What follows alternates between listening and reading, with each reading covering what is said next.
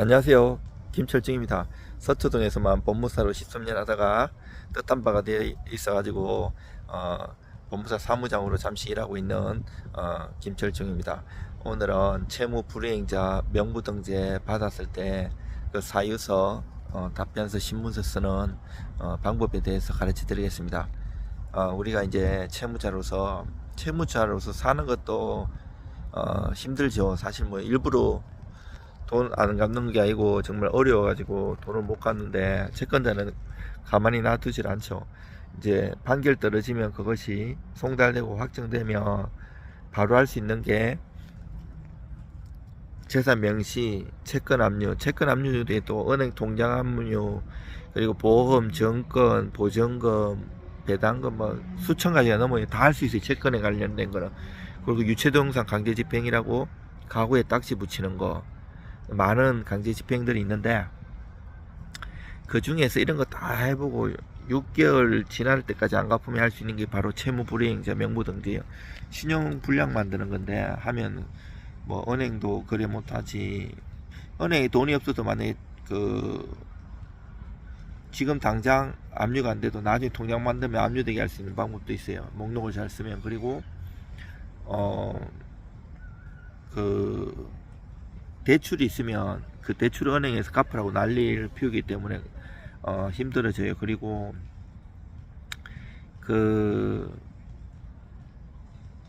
이제 휴대폰이나 이런 것도 못 쓰고 신용불량 되는 거예요, 말 그대로.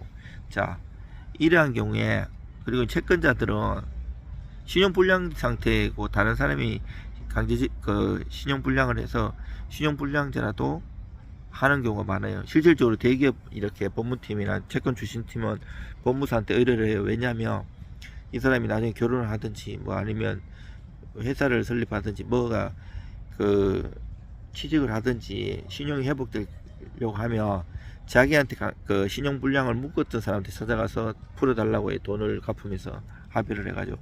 그래서 해놓는 게 좋고요. 근데 이제 우리 입장에서는 이걸 딱 봤잖아요. 원래 이제 판결 받으면 판결 정본에 집행문을 발급받고 송달정문에 확정정문을 발급받아서 초본 발급 신청서하고 강제 집행 신청서를 써가지고 동사무소에 가면 채무자의 초본을 발급해주게 돼 있어요, 법적으로. 하면 주소, 이력 태어났을 때부터 다 뗄 수 있고 5년 내에만 뗄 수 있고 마음대로인데, 보통 채권 출신팀에서는 태어났을 때부터 다 떼요. 그리고 다 등기부 발급해가지고 이 사람이 부동산도 찾아내고 또 다른 걸로 찾아내는 방법도 있어요. 그리고 이제 여기 서울 교대예요. 여기 서울 교대인데 잠깐 옆에 할머니가 좀 떠들러서 이동하면서 제가 가르쳐 드릴게요. 뭐 저는 원고를 뭐 따로 준비하고 이런 거 없고요. 제 유튜브 보시면 항상 제 머릿속에 들은 거, 그리고 제가 10여 년 동안 체득하고 한 거기 때문에 바로바로 나의 조문, 판례 번호, 뭐 내용까지 다 기억나요. 하도 많이 했기 때문에. 이제 요런 게 들어오면 이제 사람들은 아이고 이거 어차피 해도 안 된다 하더라 이러면서 포기하는 경우가 대부분이에요. 근데 왜 신문서 내라 그러겠어요. 사유서 답변서를 다 국가적인 특히 사법부의 단계마다의 다 제도는 다 필요하기 때문에 있는 거예요. 자, 이제 받았어요. 그러면 포기하지 마시고 저 같은 많이 써본 전문가한테 상담도 하고 의뢰를 해가지고 같이 머리 맞대서 쓰는 게 좋아요. 뭐 이제 터무니없이 내가 이 판결을 몰랐었던 경우 있으면 주한항소나 청구이소 이런 걸 통해 가지고 구제를 받을 수 있고요. 아니면 진짜 이게 한계 맞고 채무가 맞으면 업소하는 전략이 있고 배째라시 공격과 방어를 적절히 사용해야 돼요. 이제 만약에 이제 어렵다, 만약에 내 1,000만원의 채무가 있다 그러면 월 5만원에 10만원 정도씩 갖게 해달라. 어차피 뭐 나 안되면 뭐 파산한다 이렇게 얘기할 수 있고, 실제 파산해도 되고요. 방법은 많아요. 근데 반대로 채권자 입장도 돈 못 받아갖고 많이 괴로운 경우가 많걸랑요. 저도 사기도 당해보고 믿었던 친구한테 돈 빌려줬다 못 받는 경우도 있고 속이 많이 상하기는 해요, 그런 경우. 근데 채무자도 힘들죠. 사실 저자식 있고 하면 돈 들어갈 것도 많은데 생활비에 못 주고 이런데 강제집행까지 들어오고 이러면 많이 힘들잖아요. 근데 이럴 경우에 내 어려운 상황 있잖아요. 정말 어디 아픈 경우도 있고 정말 이렇게 기초수급생활 아니면 어렵게 사는 거 가족 부양하는 거 진단서 같은 걸 안 내도 되지만 진짜 그게 사실이고 진짜 아프고 이러면 진단서는 좀 비싸요. 10만원 이래 하고 소견서는 한 1, 2만 하기 때문에 소견서 붙이는 것도 좋고요. 변제 계획을 써가지고 나 이렇게 갚아 나가겠다 해가지고 판사님과 채권자를 잘 설득하는 게 좋아요. 채권자가 보통 혼자 하는 경우는 잘 없고 법무사나 신용정보회사 그리고 변호사 이렇게 끼고 하기 때문에 잘 알아들을 수도 있어요. 그 용어들이 다 있어요. 제가 인터넷이라서 다 얘기는 못하지만 그 상담 의뢰하시면 상담하고 직접 의뢰하시면 좋은 얘기도 많이 해드리고 실질적으로 결과적으로 뭐 그동안 많이 거의 대부분 많이 좋았어요. 결과가 서로 합의되는 경우도 많았고 진짜 막 악독한 부부 사이 이런 경우 더 아는 사이가 더 힘들어요. 뭐 양육비 안 줘갖고 이렇게 채무 불이행 할 때 이러고 막 평상시 때리고 이래가지고 이혼했는데 양육비도 안 주고 막 괴롭히고 이러면 감정이 남아있어서 잘 안 되는 경우도 있지만 그것도 다 이제 어렵게 개가천선하고 얼마씩 갚는다 하고 실질적으로 갚으면 한두 달 연계해 주는 경우도 있고 그러면 그 갚는 거 받아 치하고 되는 경우도 있고 나중에 안 갚으면 또 강제집행 들어올 수도 있어요. 그리고 요소마다 제도 이제 채무 불이행도 그렇고 제가 어제는 재산 명시해 드렸잖아요. 재산 명시 같은 것도 이제 와요. 재산 명시가 오면 그 이의 신청이 있고 의견서나 진술서 내는 게 있어요. 의견서는 재산 명시는 카명이고 지금 하는 그 채무 불이행자는 카불이에요. 2016년도까지인가는 둘 다 카명이었어요. 헷갈렸었어요 그때는. 그리고 이제 전자가 도입되면서 재산 명시는 카명, 채무 불이행자 명령 카불로 바뀌었어요. 자, 재산 명시 카명이라고 했잖아요. 요 재산 명시가 이제 내가 이의 신청해야겠다. 진짜 강하게 싸우는 거예요. 그러면 별도의 사건 번호가 붙어갖고 이 본 사건이 아니고 따로 사건 번호가 붙어갖고 싸워요. 물론 이제 재산 명시를 하다가 도망 다니는 경우 하면 감치에 처할 수 있고요.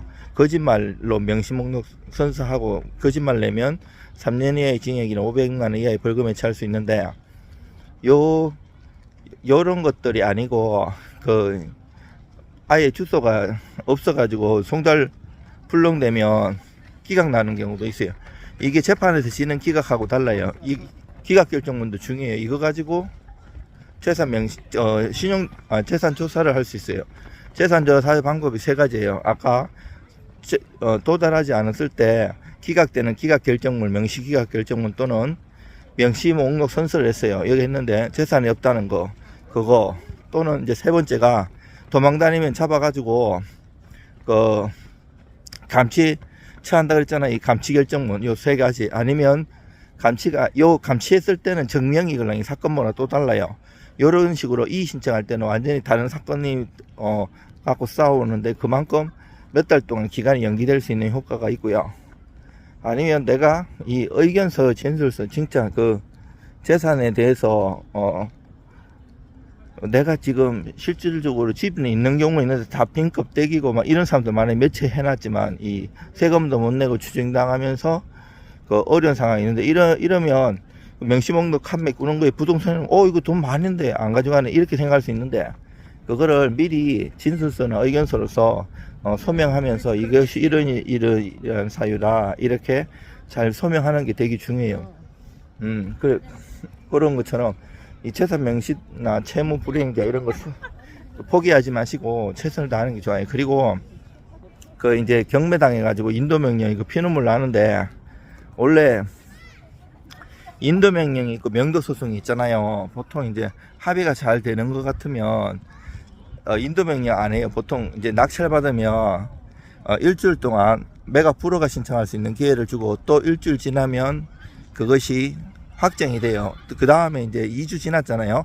그 다음에 30일 날 동안에 대금 납부 기회를 주는데, 요때 매각 허가 결정 취소 신청도 할 수 있지만, 내가 대금 납부 만약 하자가 없으면 대금 납부하면서 보통 법무사한테 의뢰해가지고 인도명령 신청을 같이 해요. 아마 인도명령은 간단해요. 그냥 결정 거의 잘 나오거든요. 근데 이것도 신문서를 보내요. 아까 채무불이행제 명부등재처럼. 그러면 야, 이거 사유를 잘 소명해갖고 포기하지 않고 내면 인도명령 안 당하는 경우도 있어요. 그래서 저항할 수 있는 항변 사유들이 여러 가지 있어요. 뭐 유치권이 되든 뭐든 되든 그거를 조목조목 해갖고 하고, 또 안 하면 나중에 명도소송 6개월 지나면 소송으로 가는데, 이건 오래 걸려요. 1심, 2심, 3심 하면 뭐 4년, 5년도 걸릴 수 있는 거고, 모든 다른 사건도 마찬가지고요. 한국에도 1심, 2심, 3심 있고, 미국에도 1심, 2심, 3심 있어요. 그리고 파산제도 이런 것도 한국에도 있지만 미국에도 있어요. 포드 같은 회사는 여러 번 파산하고 사실 일어나기도 했잖아요. 파산제도의 기본 베이스, 법 베이스는 같아요. 한국은 대륙법계이기 때문에 독일이나 일본 통해 이런 법이 약간 체계는 달라요. 미국 같은 커먼로, 이 보통법 이런 케이스걸랑요. 그렇지만 기본적인 법적 체계는 어느 나라든지 다 비슷비슷해요. 그래가지고